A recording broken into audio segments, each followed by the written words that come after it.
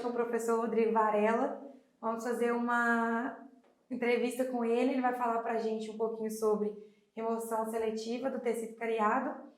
E nós temos umas perguntas para ele. Professor Rodrigo, espero que esteja bem. Obrigado por ter aceitado o convite. Pode se apresentar para o pessoal. Bom, obrigado, Giovana. Eu sou o professor Rodrigo Varela. Agradeço o convite do Laroy para estar aqui hoje falando sobre esse tema que é de bastante interesse para mim e para todos os cirurgiões dentistas e estudantes de odontologia. Com certeza. Então, vamos lá para a primeira pergunta, professor Rodrigo, que é o que é, né, a seleção do tecido cariado? Bom, a remoção seletiva do tecido cariado nada mais é do que um tipo de preparo cavitário, onde algum grau de dentina amolecida é deixada após o preparo cavitário. Perfeito. E quais são as vantagens e desvantagens dessa remoção seletiva do tecido cariado em comparação com a remoção completa, né, desse tecido? Porque tem diferenças aí. Pode explicar para a gente? Então, a gente pode considerar a remoção seletiva como uma evolução do que antigamente chamávamos de remoção completa, atualmente também chamamos de remoção completa, porém, a remoção completa do tecido cariado hoje é considerada como um sobretratamento, né? Então, a vantagem principal de uma remoção seletiva do tecido cariado é que, com ela, nós podemos preservar a polpa, né? O objetivo, quando fazemos esse tipo de remoção, é manter a integridade pulpar. Perfeito. E quando optar pela remoção seletiva e não pela completa, tem alguma técnica? Certo. A remoção completa do tecido cariado, ela, então, como eu falei anteriormente, é considerada um sobretratamento, deve ser evitada. Porém, quando falamos em remoção seletiva, a gente tem que pensar no preparo cavitário, na tridimensionalidade do preparo cavitário. E, então, considerar que esse tecido amolecido, ele deve ser deixado apenas na parede pulpar, né? Ou seja, na porção mais profunda do preparo cavitário.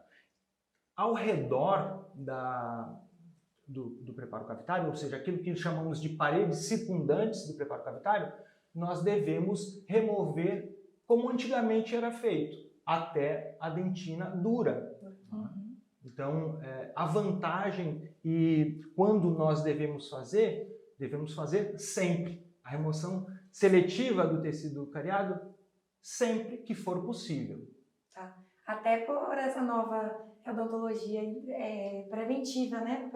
Prevenir já futuras alterações aí que pode causar. Então, sempre optar pela chamamos de odontologia de mínima intervenção. Perfeito. E quais são os critérios para a utilização dessa seleção? Certo. O principal critério, eu acredito pelas leituras, né, na literatura, o que se considera é que, claro, eu preciso ter uma polpa viável, então eu tenho que saber fazer muito bem o diagnóstico pulpar, né? Eu não posso usar esse critério quando eu já estou num processo avançado de pulpite irreversível, por exemplo. Então, quais são os critérios? Será que eu posso fazer esse processo em um paciente que tem dor espontânea, ou que está tomando já analgésicos? Não, né? Então, não. Quando que eu posso fazer?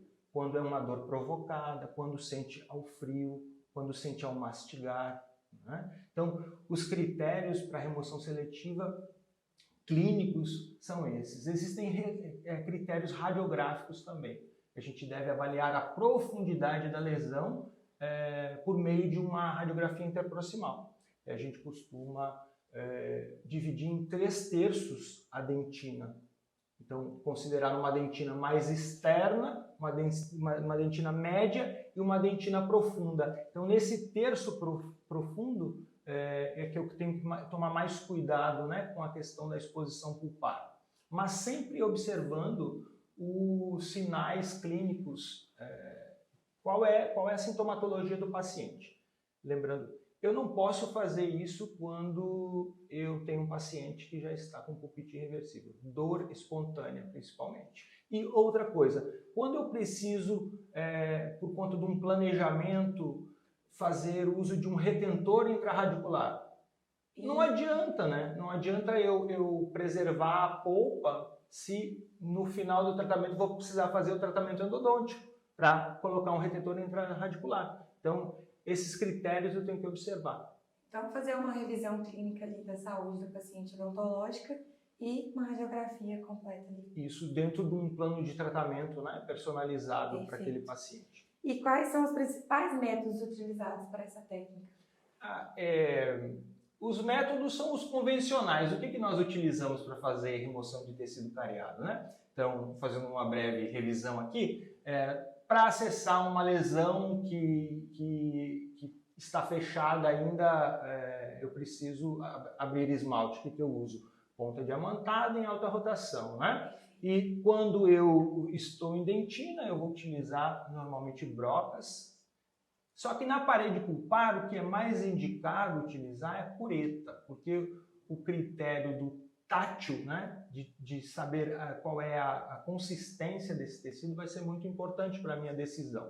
Então, eu preciso usar uma colher de dentina, uma cureta de dentina. Então, primeiro, vê se tem cárie ativa, né? Faz o acesso e depois usa a cureta? Isso, você vai utilizar a cureta nas paredes, na parede profunda, né? Perfeito. Parede profunda, por uma questão de controle da pressão que você vai utilizar. Perfeito.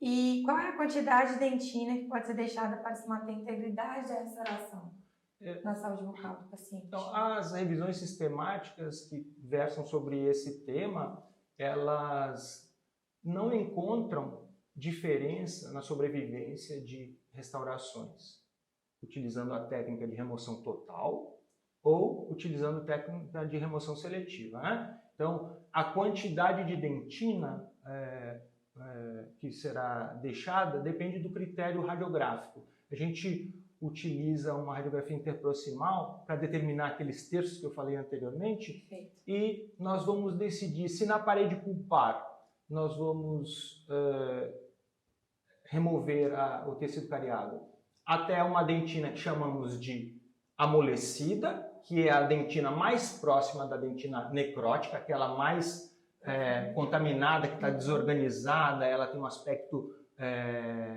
úmido, né? E como se tem algumas metáforas, algumas comparações de como se ela fosse queijo, né? Então ela é uma dentina desorganizada, que essa é inviável. Logo abaixo dessa dentina necrótica está a dentina amolecida, né?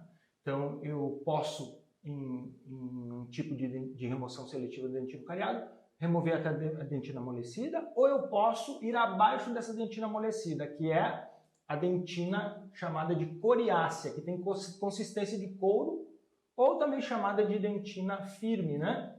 Uma dentina mais estruturada. Isso eu vou definir a partir da radiografia interproximal. Porque se a lesão estiver na posição externa, ou seja, os 2/3 externos mais longínquos da câmara pulpar, eu vou fazer uma remoção até essa dentina firme ou até a dentina coriácea. Se ela estiver no terço mais profundo, eu vou até a dentina amolecida. Tudo isso para tentar evitar uma exposição pulpar desnecessária, acidental. Sim, mas sempre remover todo o tecido para não deixar resquícios, né? Nas paredes laterais, o que a gente chamamos de circundantes do preparo cavitário, nós vamos até dentina dura.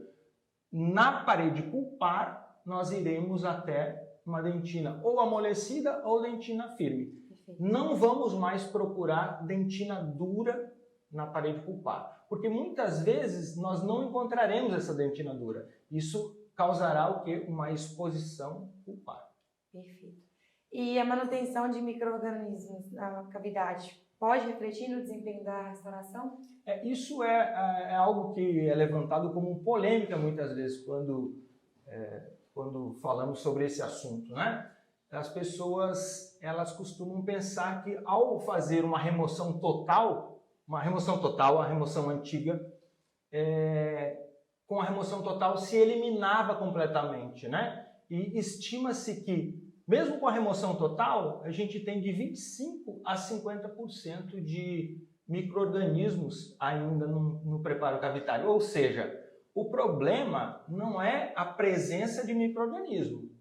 O problema é se eu deixar alguma via de comunicação desse biofilme, ou seja, desse micro-organismo, né? Esse micro-organismo ele tem que estar muito bem estruturado, maduro, pronto para produzir ácido para continuar a desmineralização. Então, no momento que a gente faz o selamento perfeito da cavidade, eu removo essa via de acesso à nutrição para a produção de ácidos, ou seja, não vai causar nenhum problema posterior. Será que essa lesão ela vai continuar progredindo, né? Por isso, a remoção seletiva do tecido cariado, ela deve ser feita até dentinadura nas paredes circundantes para que eu consiga uma ótima adesão, a melhor adesão possível nas paredes circundantes. Sim, perfeito. E como os materiais restauradores se comportam sobre o tecido remanescente? Certo. Hoje, o que nós temos utilizado, né, e os trabalhos eles fazem pesquisas utilizando materiais adesivos. Então, não se faz mais com amálgama, por exemplo, né? Os materiais adesivos, o que está descrito na literatura, nas revisões sistemáticas, são equivalentes, né? No que a remoção seletiva ela é superior à remoção total, à remoção antiga? Na preservação de estrutura dental e na menor ocorrência de exposição pulpar.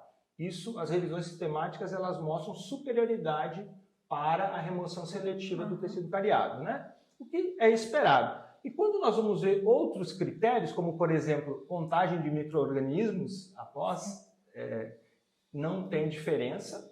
Quando nós vamos ver desempenho de materiais restauradores, não tem diferença. Tá? Então, assim, não existe diferença entre fazer a remoção seletiva ou a remoção total para a restauração, para a parte clínica da restauração, ou seja, a coroa, né? Tá? Claro que com todas as limitações, quanto maior o preparo cavitário, pior é o prognóstico para a restauração. Isso independente do tipo de remoção utilizada, técnica de remoção utilizada, né? Perfeito. Essa foi a nossa entrevista de hoje. Professor Rodrigo, muito obrigado por ter aceito. Queremos agradecer a vocês pela participação aí com a gente virtualmente. Espero que gostem. Ative o sininho da notificação para receber os nossos próximos vídeos.